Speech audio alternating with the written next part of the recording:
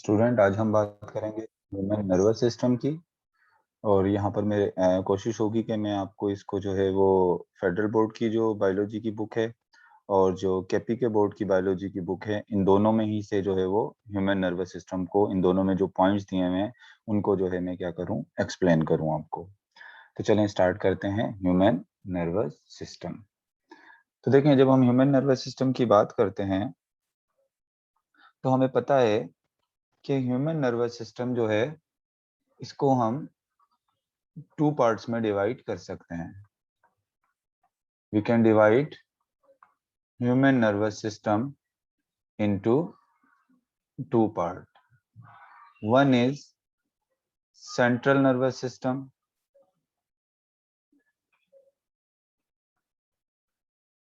One is central nervous system, and other one is peripheral nervous system.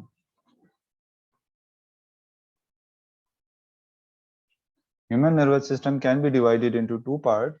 One is central nervous system and other one is peripheral nervous system. अब मिसाल के तौर पे अगर ये एक ह्यूमन है और हम इस ह्यूमन के नर्वस सिस्टम को, हमें पता है कि नर्वस सिस्टम जो है वो बेसिक के जो फंक्शनल यूनिट है वो न्यूरॉन है। नर्वस सिस्टम बेसिकली किसका बना हुआ होता है? न्यूरॉन का बना हुआ होता है। अब अगर हम इस ह्यूमन को लेते हैं और इस ह्यूमन का नर्वस सिस्टम को अगर हम डिवाइड करें तो इस ह्यूमन का ये ब्रेन, इसका ये ब्रेन और साथ में ये इसकी स्पाइनल कॉर्ड। क्योंकि ये ब्रेन और स्पाइनल कॉर्ड हमारी बॉडी के सेंट्रल रीजन में आ रहे हैं तो ये हमारी बॉडी का कौन सा नर्वस सिस्टम होगा? ये होगा सेंट्रल नर्वस सिस्टम। तो सेंट्रल नर्वस सिस्टम के दो पार्ट हो गए फर्दर, एक ब्रेन हो गया और दूसरा हो गया स्पाइनल कॉर्ड। इस स्पाइनल कॉर्ड और ब्रेन से कुछ नर्व्स निकल रही होती हैं जो कि पूरी बॉडी में फैली हुई होती हैं इस तरह से। अब स्पाइनल कॉर्ड से जो नर्व निकली हुई है जो पूरी बॉडी में फैली हुई है, ये हमारा कौन सा नर्वस सिस्टम बनाती हैं? ये बनाती हैं पेरिफेरल नर्वस सिस्टम, जिसको हम पीएनएस कहते हैं। जबकि ब्रेन और spinal cord central nervous system बनाते हैं, जिसको हम क्या कहते हैं? सीएनएस। फिर अगर हम इस पेरिफेरल नर्वस सिस्टम को फर्दर डिवाइड करना चाहें तो पेरिफेरल नर्वस सिस्टम को फर्दर जो है वो हम डिवाइड कर सकते हैं। तो पेरिफेरल नर्वस सिस्टम को अगर आप फर्दर डिवाइड करें तो इसमें एक सेंसरी न्यूरॉन आ जाते हैं। ये तो हमारे नर्व्स हैं, इनमें क्या आ जाते हैं? एक तो सेंसरी न्यूरॉन आ जाते हैं और दूसरा इसमें आ जाते हैं मोटर न्यूरॉन। आपको पता है, मैं पहले बता चुका हूं कि हमारे सेंसरी ऑर्गन से या रिसेप्टर से, मिसाल के तौर पे ये रेड कलर में शो कर देता हूं, हमारे सेंसरी ऑर्गन या रिसेप्टर से जो मैसेज लेके जाते हैं किसकी तरफ? हमारे सेंट्रल नर्वस सिस्टम की तरफ, वो होते हैं सेंसरी न्यूरॉन। और हमारे सेंट्रल नर्वस सिस्टम से, मिसाल के तौर पे ये स्पाइनल कॉर्ड है या ब्रेन है, यहाँ सेंट्रल नर्वस सिस्टम से जो मैसेज लेके आते हैं हमारे ग्लैंड्स की तरफ या हमारे जो है वो मसल्स की तरफ, तो वो, या इसको ग्लैंड और मसल्स को हम इफेक्टर्स भी कह सकते हैं। हमारे सीएनएस से जो इफेक्टर की तरफ मैसेज लेके आते हैं वो कौन होते हैं? वो होते हैं मोटर न्यूरॉन। तो पेरिफेरल नर्वस सिस्टम में जो है वो दो तरह के न्यूरॉन आ जाते हैं, एक सेंसरी न्यूरॉन और एक कौन से न्यूरॉन आ जाते हैं? एक आ जाते हैं मोटर न्यूरॉन। इनका आगे जो है फंक्शन में इन दोनों का आपको पहले बता चुका हूं। जिस वक्त मैंने आपको जो है वो न्यूरॉन्स बताए थे तब मैंने इसका फंक्शन आपको बता दिया था। अच्छा, इसके बाद जो मोटर न्यूरॉन है, मोटर न्यूरॉन को फर्दर डिवाइड किया जाता है दो पार्ट्स के अंदर।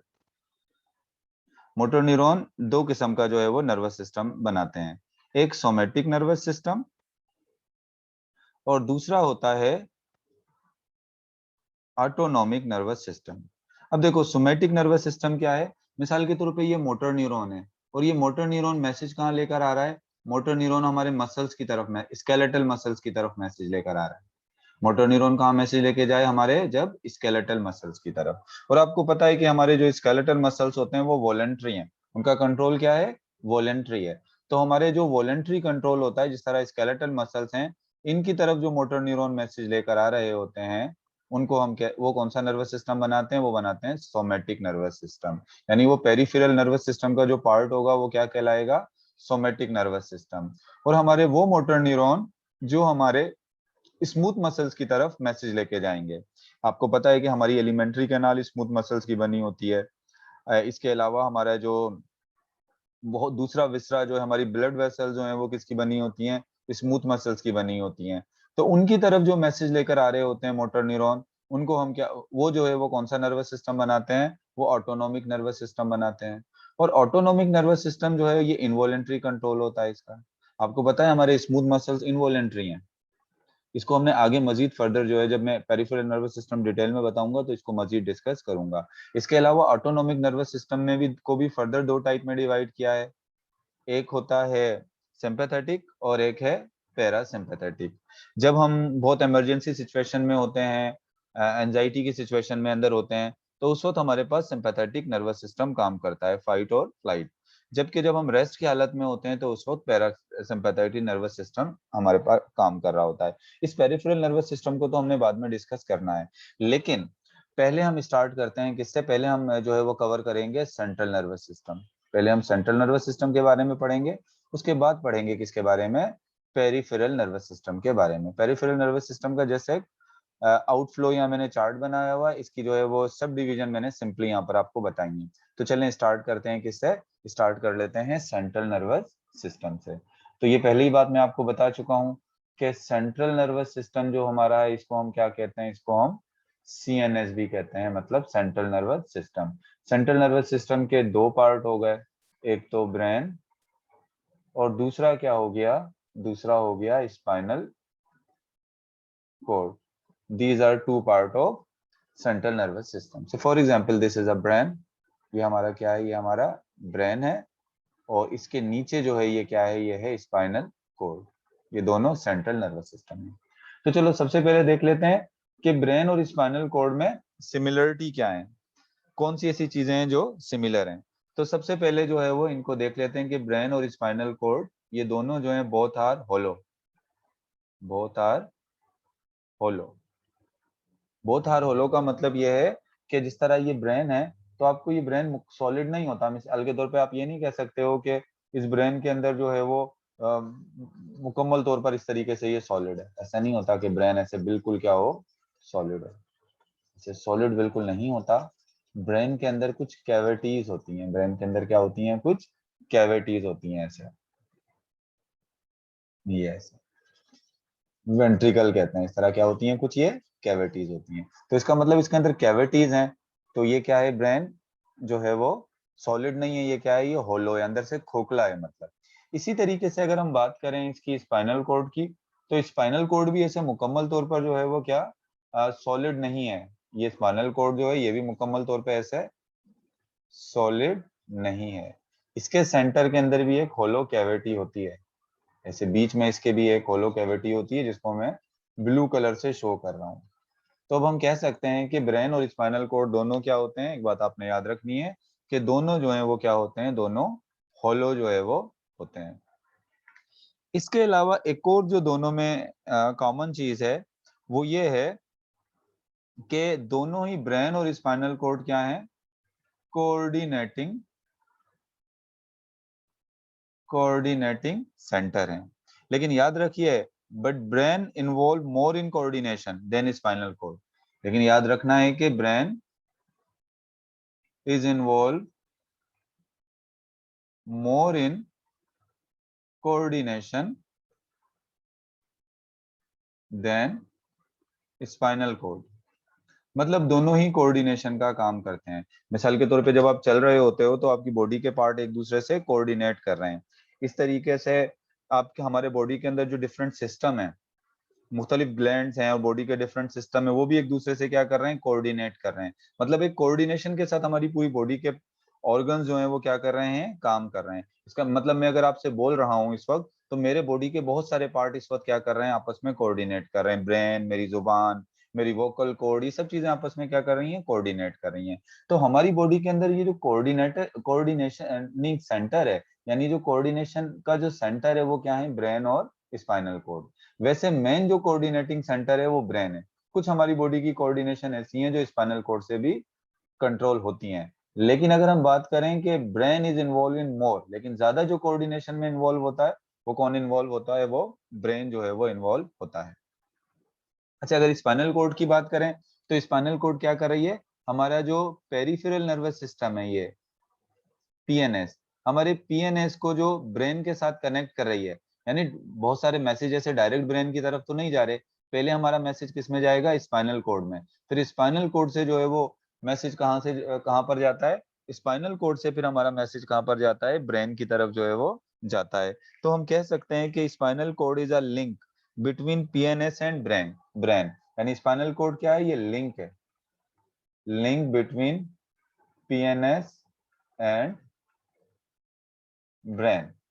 यहाँ पर आप देखें, अगर ये पीएनएस है, इस पीएनएस से जो मैसेज जाएगा येलो कलर का, अगर मैं इधर ये नर्व इम्पल्स बना देता हूँ, ये इस ब्रेन की तरफ मैसेज जाएगा पीएनएस से, तो डायरेक्ट ब्रेन की तरफ नहीं जा रहा, पहले कहाँ जा रहा है, स्पाइनल कोड में, फिर ब्रेन में जा रहा है। और ब्रेन से कोई मैसेज आएगा हमारी बॉडी की तरफ, तो वो भी डायरेक्ट पेरिफेरल नर्वस सिस्टम की तरफ नहीं आ रहा, वो भी पहले किस में जा रहा है, स्पाइनल कोड में, और फिर कहाँ जा रहा है, कुछ होती है क्रैनियल नर्व जो डायरेक्ट है, लेकिन उसकी बाद में बात करेंगे। अभी आप इधर देखें, ये भी डायरेक्ट जो है वो ब्रेन से जो मैसेज आया पहले स्पाइनल कोड में, और उसके बाद फिर जो है वो कहाँ आया, हमारे बॉडी की तरफ। तो इसका मतलब ब्रेन और स्पाइनल कोड के दरमियान, सॉरी, ब्रेन और पेरिफेरल नर्वस सिस्टम के दरमियान में जो ये पेरिफेरल नर्वस सिस्टम है और ये ब्रेन है, इनके दरमियान में जो लिंक है वो क्या है, वो स्पाइनल कोड है। तो चलें इसके बाद एक और बात कर लेते हैं, आगे आगे डिस्कस कर लेते हैं protection of brain and spinal code, यानी हमारी ब्रेन और स्पाइनल कोड की प्रोटेक्शन किस तरीके से हुई हुई है। Protection of brain and spinal code, हमारी ब्रेन और स्पाइनल कोड की प्रोटेक्शन किस तरीके से हुई हुई है। सबसे पहले तो आप याद रखें कि as brain and spinal cord are highly sensitive part of human brain, हमारा ये ब्रेन और स्पाइनल कोड क्या है, ये हाईली सेंसिटिव पार्ट हैं, बहुत सॉफ्ट होते हैं, डेलिकेट होते हैं और बहुत सेंसिटिव पार्ट हैं। So their protection from mechanical stress is very important. तो आपको पता है कि जाहिर सी बात है, किसी मैकेनिकल स्ट्रेस, किसी चोट लगे, कोई ट्रॉमा हो, तो इनसे इनकी प्रोटेक्शन क्या है, बहुत जरूरी है। तो अब ये ब्रेन और स्पाइनल कोड की जो प्रोटेक्शन है वो किस तरीके से होती है, तो ब्रेन और स्पाइनल कोड की जो प्रोटेक्शन है, तो they are protected in 3 different ways, यानी ब्रेन और स्पाइनल कोड के बारे में कह सकते हैं they are protected in 3 different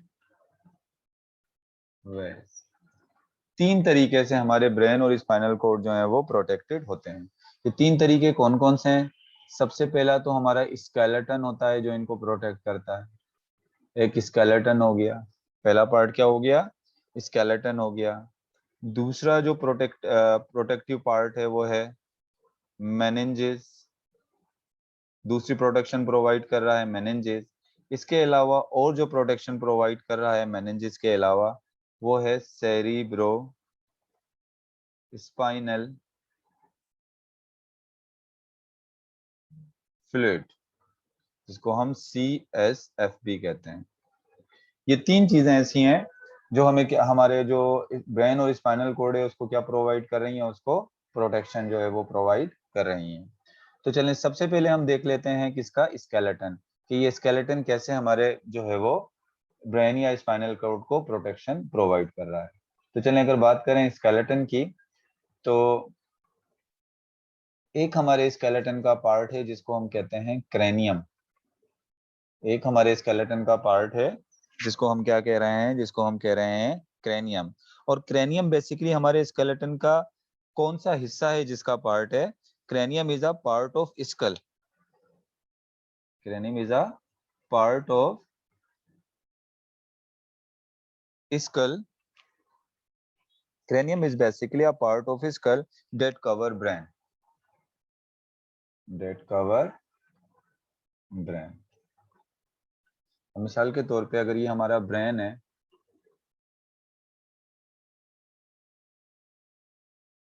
इस तरीके से ये अगर हमारा ब्रेन है, तो अब हम हमारे इस ब्रेन के ऊपर जो एक हार्ड कवरिंग होती है, इस हार्ड कवरिंग को मैं इस पर्पल कलर, चलें इस हार्ड कवरिंग को मैं ब्राउन कलर से जो है वो शो कर देता हूँ, इस हार्ड कवरिंग को।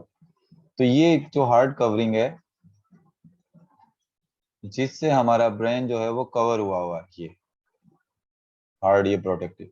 इसको हम क्या कहते हैं, इसको हम कहते हैं क्रेनियम। क्रेनियम किसका पार्ट है, ये हमारे स्केलेटन का पार्ट है। और स्केलेटन के भी कौन से वाले हिस्से का पार्ट है, स्कल का। आपको पता है ना, हमारा जो आपने पढ़ा होगा एक्साइल स्केलेटन होता है और एक अपेंडिकुलर स्केलेटन होता है। तो ये एक्साइल स्केलेटन का स्कल का पार्ट है। स्कल क्या है, हमारा पूरे फेशियल बोन, हमारे चेहरे की हड्डियां, और ये हमारे ऊपर जितने भी हमारे फेस के ऊपर जो हड्डियां हैं और हमारे ये ब्रेन के ऊपर जो हड्डियां हैं, ये सब क्या कहलाती हैं, ये सब स्कल कहलाती हैं। और हमारे ब्रेन को जिस बोन ने कवर किया हुआ है वो क्या है, वो है क्रेनियम। क्रेनियम को आप ब्रेन बॉक्स भी कह सकते हो। क्रेनियम के लिए एक और लफ्ज क्या इस्तेमाल कर सकते हो, ब्रेन बॉक्स। तो क्रेनियम तो किसको प्रोटेक्ट कर रहा है, क्रेनियम प्रोटेक्ट कर रहा है हमारे ब्रेन को। ब्रेन के बाद ब्रेन के नीचे जो है वो से क्या स्टार्ट हो जाती है, स्पाइनल कोड। ये ब्रेन के नीचे क्या है, ये है स्पाइनल कोड। तो अब देख लेते हैं कि स्पाइनल कोड को कौन सी चीज प्रोटेक्ट कर रही है। तो स्पाइनल कोड जो हमारी प्रोटेक्टेड होती है वो होती है, आपको पता है कि स्पाइनल कोड को प्रोटेक्ट करता है वर्टिब्रल कॉलम।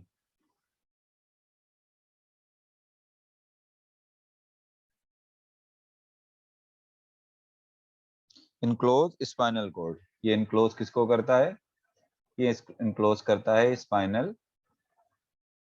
कोड को।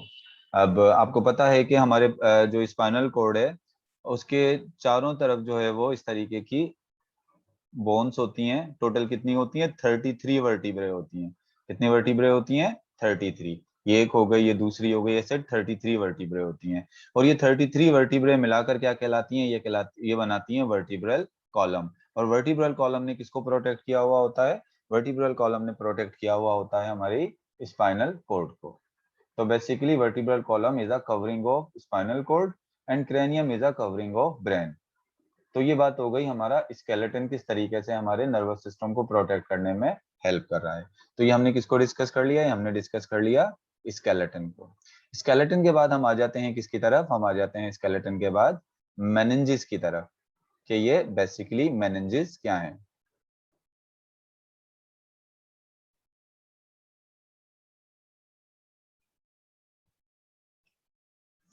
मेनिंजिस की अगर हम बात करें तो meninges is a system of membrane. What is meninges, is a system of membrane which envelope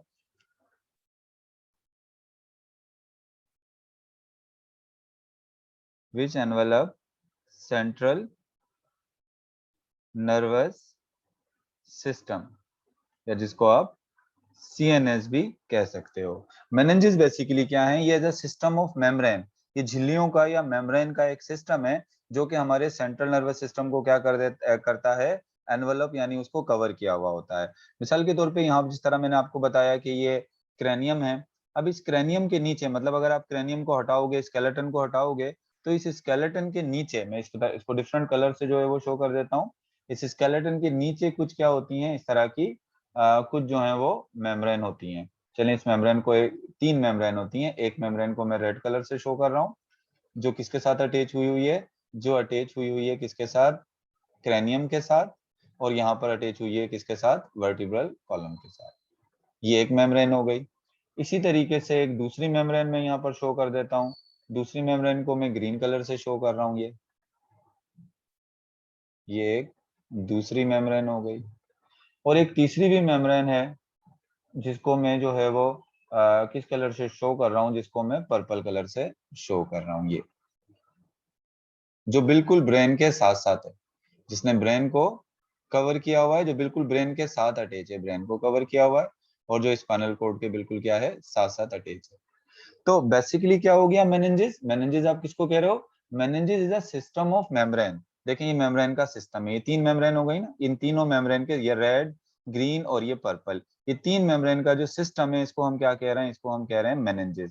और इस मेनिंजिस ने किसको कवर किया हुआ होता है, एनवलप, कवरिंग बनाई हुई होती है किसकी, आपके सेंट्रल नर्वस सिस्टम की, इसने जो है वो कवरिंग बनाई हुई होती है।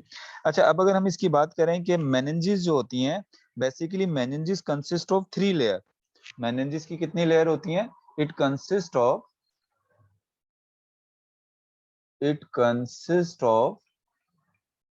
Three layers. ये मेनिनजेस जो मेम्ब्रेन है, आप इसको लेयर कह लो, तो ये टोटल कितनी लेयर्स होती हैं इसमें?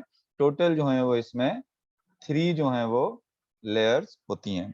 तो इस 3 लेयर्स के अंदर सबसे पहली जो लेयर है, सबसे पहली यहाँ पर जो लेयर है उसको हम कहते हैं, जिसको मैंने रेड कलर से शो किया था, ड्यूरा मैटर। ड्यूरा का मतलब होता है टफ।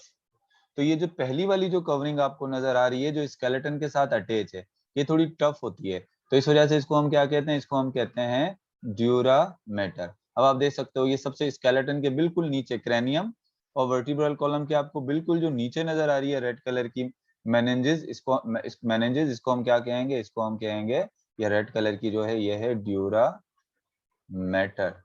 ड्यूरा का मतलब क्या होता है? टफ। अच्छा, इसके अलावा दूसरे नंबर पर जिसको मैंने ग्रीन कलर से शो किया था, इसको हम कहते हैं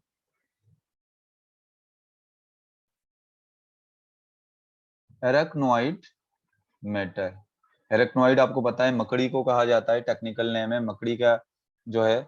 तो ये जो दूसरी वाली जो मेम्ब्रेन होती है, यानी ड्यूरा मैटर के नीचे, अब आप ये देखें जो ड्यूरा मैटर के नीचे है ग्रीन कलर की, ये मकड़ी के जाल की तरह होती है। इसकी जो थोड़ी स्ट्रक्चर होती है वो किस तरह की होती है? मकड़ी के जाल की तरह होती है। इस वजह से इसको हम क्या कहते हैं? इसको हम, इसके लिए हम टर्म इस्तेमाल करते हैं एराकोनॉइड मैटर।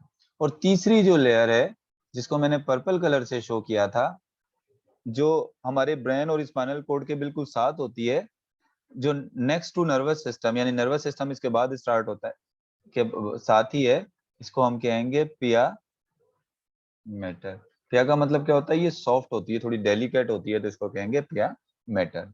तो अब आप इधर देख लें कि जो ड्यूरा मैटर है वो नेक्स्ट टू क्रेनियम है। ड्यूरा मैटर की अगर हम बात करें तो ये क्या है? ये है next to cranium. Next to cranium, यानी क्रेनियम के बिल्कुल नीचे, यहाँ पर आप देखें क्रेनियम के बिल्कुल नीचे, ये जो ये क्रेनियम है, क्रेनियम के बिल्कुल नीचे आपको क्या नजर आ रही है? नजर आ रही है ड्यूरा मैटर। अब आप अगर एराकोनॉइड जो है वो मैटर को देखो, तो ये मिडिल, ये बेसिकली क्या है? ये मिडिल मेम्ब्रेन है, इसको मिडिल लेयर कह लें, या क्या है ये? मिडिल जो है वो मेम्ब्रेन है, ये मिडिल मेम्ब्रेन है। और पिया मैटर अगर आप देखें तो ये है next to nervous tissue. Next to nervous tissue, या आप ये भी कह सकते हैं आउटसाइड नर्वस टिश्यू, यानी नर्वस टिश्यू के बाहर की तरफ। अगर इधर से देखें नर्वस टिश्यू, ये नर्वस टिश्यू है व्हाइट कलर का, इसके नेक्स्ट यानी इसके बाद अगर आप देखें तो क्या है? ये जो है ये है पिया मैटर, या आप कह सकते हैं outer side of nervous tissue. तो ये हमारे पास हो गई तीन टाइप के मेनिंजेस। इन मेनिंजेस के अपने नाम जो है वो याद रखने हैं, और इनकी लोकेशन भी जो है वो आपने क्या रखनी है? याद रखनी है। चलिए, ये हो गया मेनिंजेस। मेनिंजेस के बाद मेनिंजेस को 3 पोर्शन में डिवाइड कर दिया।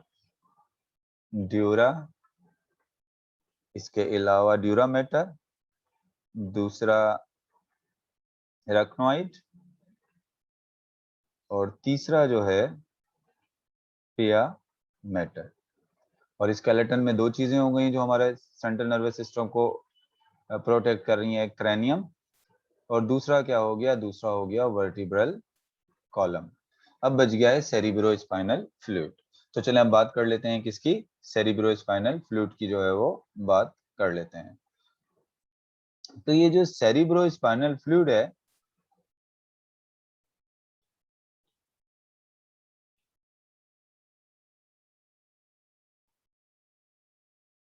जिसको हम CSF भी कहते हैं, तो सेरिब्रो स्पाइनल फ्लूइड जो है वो, या CSF कहाँ पाया जाता है? फाउंड बिटवीन, सबसे पहले तो देख लें ये पाया कहाँ जाता है। फाउंड बिटवीन पिया मैटर एंड पिया मैटर, और उसके साथ ये एराक्नोइड के साथ जो है वो एराक्नोइड के दरमियान में होता है। फाउंड बिटवीन पिया मैटर एंड एराक्नोइड। अब इधर देखो आप,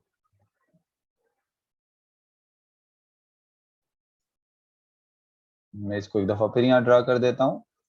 मिसाल के तौर पे ये अगर हम प्रोटेक्शन की बात करें तो सबसे पहले क्या है, ये है हमारा क्रेनियम, ब्रेन का सबसे ऊपर जो है प्रोटेक्टिव कवरिंग है, जिसको हम क्या कह रहे हैं, क्रेनियम। और इसी तरीके से स्पाइनल कॉर्ड के चारों तरफ क्या है, ये वर्टिब्रल कॉलम। क्रेनियम के नीचे जो मेनिंजेस होती है, उसको मैंने आपको बता दिया, उसको ड्यूरामेटर कह रहे हैं। ड्यूरामेटर के नीचे जो है मकड़ी के जाले की तरह की जो मेम्ब्रेन है, इसको एराक्नोइड कह रहे हैं। और एराक्नोइड के नीचे जो डेलिकेट मेम्ब्रेन है, इसको क्या कह रहे हैं, इसको हम कह रहे हैं पिया मेटर। अब कहता है कि सेरिब्रो स्पाइनल फ्लूइड क्या है, ये एक फ्लूइड है, एक लिक्विड है, जो कहाँ पाया जाता है, ये फ्लूइड पाया जाता है किसके दरमियान में, ये एराक्नोइड और पिया मेटर के दरमियान में ये फ्लूइड भरा हुआ है, लिक्विड भरा हुआ है इस तरह से। ये यहाँ भी भरा हुआ है और साथ में ये स्पाइनल कॉर्ड के में भी भरा हुआ है। इसको हम क्या कहते हैं, इसको हम कहते हैं CSF। क्या कहते हैं इसको, CSF। अब देखो, अब CSF सबसे पहले देख लो ये CSF कहाँ कहाँ पाया जाता है। एक तो CSF यहाँ पाया जाता है, मैंने कहाँ बताया, किसके दरमियान में, पिया मेटर और एराक्वाइड जो मेम्ब्रेन है या लेयर है, इनके दरमियान में पाया जाता है। दूसरा आपको ये CSF कहाँ मिलेगा, दूसरा आपको ये CSF मिलेगा, मैंने आपको बताया था कि जो हमारा ब्रेन होता है, चलो इस व्हाइट कलर से मैं शो कर रहा हूँ, ये हमारा ब्रेन है।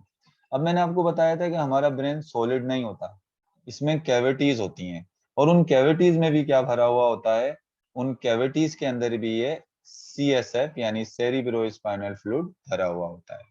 इसके अलावा जो हमारी स्पाइनल कॉर्ड होती है, ये हमारे स्पाइनल कॉर्ड के बीच में भी एक कैविटी है, और उस कैविटी में भी क्या भरा हुआ है, उस कैविटी के अंदर भी ये सेरिब्रोस्पाइनल फ्लूइड जो है वो भरा हुआ है। तो इसके बाद अगर हम बात करें कि ये सेरिब्रोस्पाइनल फ्लूइड आता कहाँ से है, तो देखो ये सेरिब्रोस्पाइनल फ्लूइड कहाँ से आता है, हमारे ब्रेन के अंदर जो ब्लड वेसल्स है ना, हमारे ब्रेन के अंदर जो ब्लड वेसल्स हैं, मिसाल के तौर पे जो खून की नालियां हैं हमारे ब्रेन के अंदर, या इधर जो है ये ब्लड जो वेसल्स हैं, अब इन ब्लड वेसल्स में से कुछ प्लाज्मा, ब्लड का जो प्लाज्मा होता है वो डिफ्यूजन के जरिए, सही ना, डिफ्यूजन के जरिए, एक्टिव ट्रांसपोर्ट के जरिए, या फिर दूसरे जो है वो जो पिनोसाइटोसिस के जरिए जो है वो क्या होता है, ये आ जाता है, ये यहाँ पर जमा हो जाता है। और जब वो जमा होता है तो वो फ्लूइड जो है वो बेसिकली जो है वो जो निकलता है वहां से, तो ये लिक्विड जब यहाँ इधर इन जगहों पर जमा होता है, तो ये किसकी फॉर्म में जमा हो जाता है, सेरिब्रोस्पाइनल फ्लूइड। क्योंकि आपको पता है कि सेरिब्रोस्पाइनल फ्लूइड की जो कंपोजिशन है सिमिलर है किसके, टू प्लाज्मा, हमारे ब्लड के प्लाज्मा से जो है वो सेरिब्रोस्पाइनल फ्लूइड की कंपोजिशन क्या है, सिमिलर है। और हमारे ब्लड से बेसिकली ये जो बनता है, हमारे ब्लड से ही कुछ फ्लूइड जो है वो डिफ्यूज आउट होकर होता है, जिससे ये क्या बनता है, जिससे ये सेरिब्रोस्पाइनल फ्लूइड जो है वो बनता है। अच्छा, इसके अलावा इसका काम क्या होता है, अगर हम देखें सेरिब्रोस्पाइनल फ्लूइड का, इसके फंक्शन की अगर हम बात करें,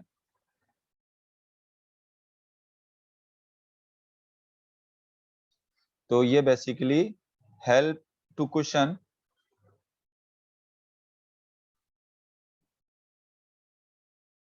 द ब्रेन फ्रॉम शॉक। देखो, ये क्वेश्चन का काम करता है, कवरिंग का काम कर रहा है। हमारे ब्रेन पर या स्पाइनल कॉर्ड पर कोई ट्रॉमा, कोई चोट लगेगी, तो उसके शॉक को कौन एब्जॉर्ब कर लेगा, ये फ्लूइड। आपको पता है पानी जो है वो शॉक एब्जॉर्बर होता है, मतलब डायरेक्ट अगर आपके ब्रेन पर कोई चोट भी लगी है किसी एक्सीडेंट के जरिए या किसी भी तरह से, तो ये डायरेक्ट आपके ब्रेन को हिट नहीं करेगी, क्योंकि बीच में जो लिक्विड है, ये जो सेरिब्रोस्पाइनल फ्लूइड है, ये किसका काम करेगा, ये शॉक एब्जॉर्बर का काम करेगा। इसके अलावा ये तो फेडरल बोर्ड की बुक में सिर्फ एक ही फंक्शन बताया हुआ है, लेकिन अगर आप केपी के बोर्ड को देखो तो केपी के बोर्ड इसका एक फंक्शन बता रहा है, होम्योस्टेसिस, यानी सेरिब्रोस्पाइनल फ्लूइड होम्योस्टेसिस का काम भी करता है। यानी हमारे ब्रेन के अंदर बहुत से कुछ इलेक्ट्रोलाइट्स ऐसे होते हैं जिनको ये मेंटेन करने का काम करता है। तो इसका मतलब क्या हुआ, रेगुलेट रखने का काम करता है, तो ये होम्योस्टेसिस का काम भी करता है। इसके अलावा केपी के बोर्ड की बुक बता रही है कि कुछ मेटाबॉलिज्म यानी कुछ केमिकल रिएक्शंस ऐसे होते हैं जिनके अंदर क्या होता है, ये सेरिब्रोस्पाइनल फ्लूइड जो है वो क्या होता है, इन्वॉल्व होता है। तो what I told you today, तो today I told you about central nervous system, about human nervous system, and I told you that human nervous system can be divided into two parts. One is central nervous system and other one is peripheral nervous system, and we are discussing I'm going to tell you about central nervous system. यानी मैं अभी जो आपको बताऊंगा, अभी किसको discuss करूंगा, central nervous system को। और मैंने आपको सेंट्रल नर्वस सिस्टम के हवाले से क्या बताया कि it consist of two part, it can further divided into two, can be divided into two parts. One is brain, another one is spinal cord. Because brain and spinal cord are located in the central region of our body, that's why they are called central nervous system. After that, I told you about similarities between brain and spinal cord. The first similarity is that they both are hollow, and after that, both are involved in coordination. But our brain is involved more in coordination than spinal cord. After that, I told you about protection of central nervous system or the protection of spinal cord and brain. There are our spinal cord and brain are protected in three ways.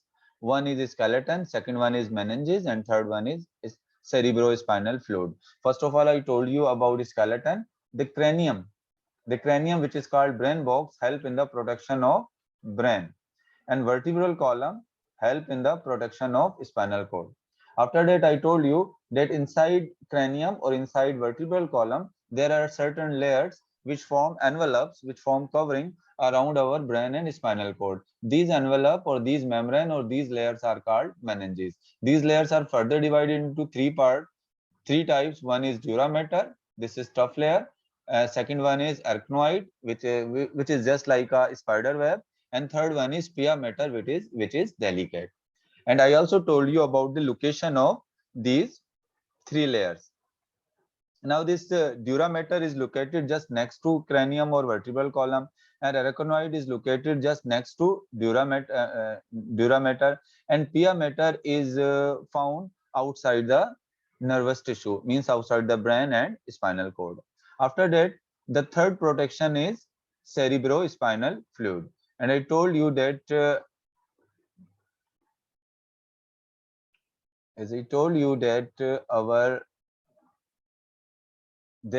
there is a liquid in between, there is a fluid in between pia mater and arachnoid. This fluid is called cerebrospinal fluid.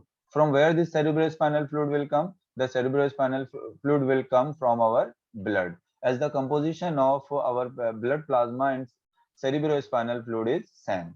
And where this cerebrospinal fluid is found? Cerebrospinal fluid is found in between meninges, but it is also found in our brain, in the ventricle of brain, and in the central canal of spinal cord. And next time I will tell you in detail about the structure and function of brain.